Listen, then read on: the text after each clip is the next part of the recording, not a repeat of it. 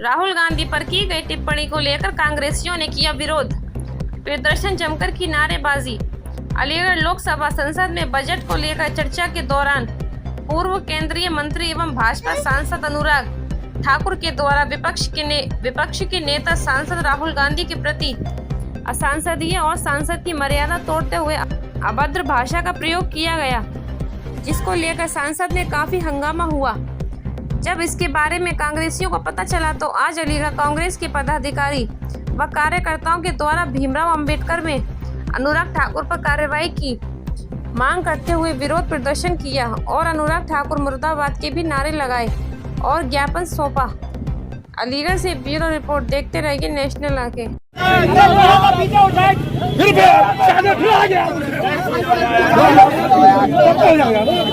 CM साहब तो कह रहे हैं राहुल गांधी विवेक बंसल, विवेक बंसल, राहुल गांधी राहुल गांधी विवेक बंसल, कांग्रेस पार्टी जिंदाबाद जिंदाबाद जिंदाबाद। अनुराग ठाकुर तानाशाही नहीं चलेगी, नहीं चलेगी।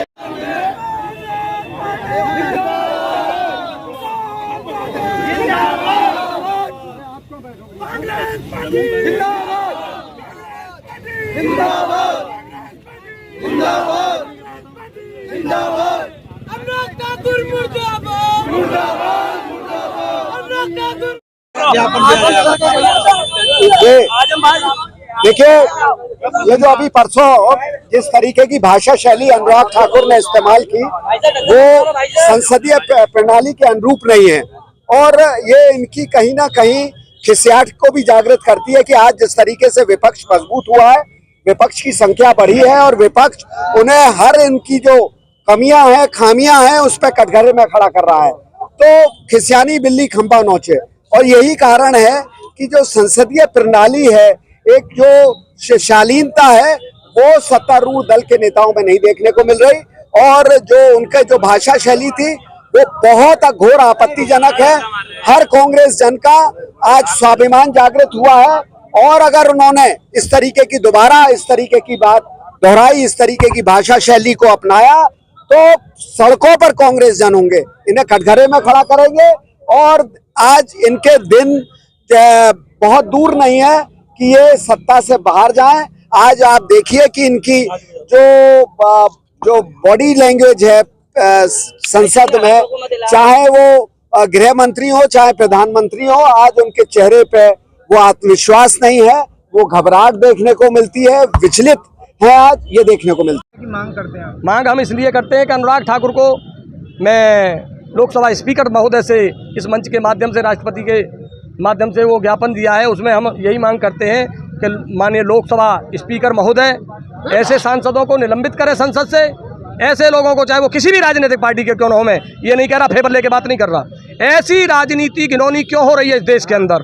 किसी ने जनता की बात की, धर्म की और जाति की और मजहब की बात करते हैं, जनता की नौकरी की कौन बात करेगा, जनता के स्वास्थ्य की बात कौन करेगा, जनता के बच्चों को पढ़ाने की, स्वास्थ्य की, शिक्षा की, बेरोजगारी की कौन बात करेगा। आज हमारे देश के सांसदों कर्णधार कहलाते नेता और युद्ध में पीछे रहते हैं, मैं किसान का बेटा हूँ और हम सैनिक की बलि चढ़ाकर विजय का उत्सव करते हैं। इनकी सोच ही ऐसी है। सर्जिकल स्ट्राइक सेना ने की थी, तब भी इन्होंने अपनी पीठ थपथपाई। अच्छा ये करते हैं और बुरा कोई और करता है, दूसरों पे आरोप लगाते हैं, दूसरों को ये बदनाम करने की कोशिश करते हैं। इन्होंने यहाँ तक सोच इनकी घटिया उतर आई थी कि लोकतंत्र में ये विपक्ष खत्म हो जाए तो हम आराम से मलीदा मारते रहें। आज 7 पीढ़ी का इंतजाम करने के लिए लोग ज़्यादातर राजनीति कर रहे हैं। जनता की सेवा करने में बहुत कम लोगों का ध्यान है। क्यों कि जनता की सेवा बहुत कम लोग कर रहे हैं, अपनी औलाद के लिए 7 पीढ़ी का इंतजाम कर रहे हैं। मैं 7 पीढ़ी का इंतजाम करने नहीं आया। मैं एक ये कहना चाहता हूँ कि मैं महात्मा गांधी बापू की तरह, इंदिरा गांधी की तरह, नेहरू की तरह, पटेल की तरह, बाबा भीमराव अंबेडकर की तरह और शहीद आजम भगत सिंह की तरह, सुभाष चंद्र बोस की तरह और हमारे लाल बहादुर शास्त्री की तरह मुझे कहीं जाना पहचाना जाए। इस देश के अंदर रानी लक्ष्मीबाई की तरह बहुत सी महिलाओं को पहचाना जाए जो हमारे रास्ते पर चलेंगी और यही रास्ता मजबूत रास्ता है। भारत को अखंड और मजबूत बनाने का हमारे कंधे पर जो बुजुर्गों ने छोड़ा है वजन, हम उसको निभाने में पूरी कोशिश करेंगे, कोताही नहीं बरतेंगे और गलत बात का हमेशा विरोध करेंगे। सही बात का समर्थन, चाहे वो भाजपा सही काम करेगी तो उसके लिए ताली भी पीटने को तैयार हैं, लेकिन सही काम करो तो सही। सही काम क्या है मुझसे पूछो। रोजगार, बेरोजगारी को दूर करिए, एक एक घर में बेरोजगारी दूर हो जानी चाहिए। आप गैस बांट रहे फ्री में हैं और बाद में गैस के पैसे बढ़ा देते हैं, गैस के पैसे बढ़ा करके और जनता से वसूल कर रहे हैं जीएसटी के नाम पर, इनकम टैक्स के नाम पर, कई टैक्स लगा दिए हैं, हाउस टैक्स के नाम पर, बिजली का बिल 4, 5, 8 गुना लेने के 10 गुना लेने के नाम पर, और आप कहते गैस फ्री दे दी। अरे हम कार फ्री देंगे, 11,000 रुपये लीटर पेट्रोल देंगे। हम ये आपको बता देना चाहते हैं, राहुल गांधी जी से हाथ जोड़ लूँगा और मैं अपने मल्लिकार्जुन खड़गे राष्ट्रीय अध्यक्ष जी से, सोनिया जी से और सभी अपने लीडरों से, राष्ट्रीय लीडरों से, प्रदेश अध्यक्ष अजय राय जी से, अविनाश पांडे जी से भी अनुरोध कर लूँगा, तौकीर आलम जी से भी अनुरोध कर लूँगा कि भाई आप मेरी एक बात मान लीजिए कि 11,000 रुपये लीटर पेट्रोल कर दीजिए, बाकी पैसे 100 रुपये लीटर के पेट्रोल पंप वाले के रहेंगे, बाकी सरकार लेगी, हम कार देंगे। अरे ये कोई योजना है, ये व्यापारिक योजना है। इस व्यापारी को जनता समझ गई कि ये व्यापारी आ गया देश के अंदर जनता को लूटने के लिए।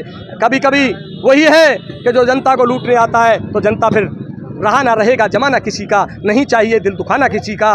दूसरी बात यह है कि राजा बिना प्रजा नहीं सोए, धन के लाख भरे हो अंबार। हे राजनेताओं, धन तुम्हारे पास कितना भी हो जाए, सम्मान उसी को मिलेगा जो जनता की बात करेगा, वही देश पर राज करेगा। जय हिंद, जय भारत, जय बाबा भीमराव अम्बेडकर, जय महात्मा गांधी बापू। इंदिरा गांधी अमर रहे, महात्मा गांधी अमर रहे और शहीद आजम भगत सिंह अमर रहे और सुभाष चंद्र बोस अमर रहे।